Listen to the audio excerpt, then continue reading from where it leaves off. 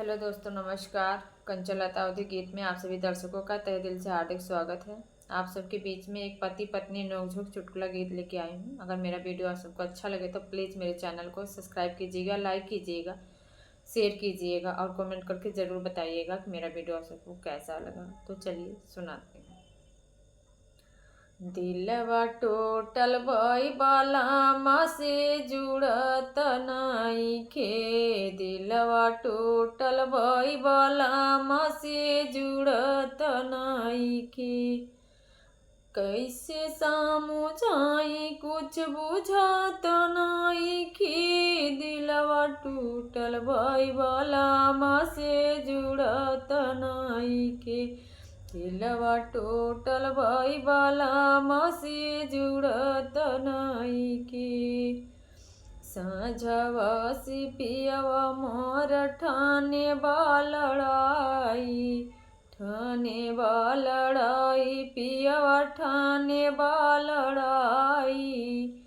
उनका मराम हम समझियो न पाई। उनका मराम हम समझियो न पाई। पियवा बिना कुछ हो भवत नाही। दिलवा टूटल भई बालामा से जुड़त नाही। दिलवा टूटल भई बालामा से जुड़त नाही। कैसे समझाई कुछ बुझात नाही। दिलवा टूटल भई बालामा से जुड़त नाही। बिना हो सजन कई मोर मन नाही लागे। मन नाही लागई हो मन नाही लागे। हमर सजनवा हमसे दूर दूर भाग। दूर दूर भागई हो दूर दूर भागई। हमारा से कुछ हो कहत नाही। दिलवा टूटल भई बालामा से जुड़त नाही। दिलवा टूटल भई बालामा से जुड़त नाही। जुड़त नाही हो जुड़त नाही। दिलवा टूटल भई बालामा से जुड़त नाही। दिलवा टूटल भई सजन से जुड़त नाही।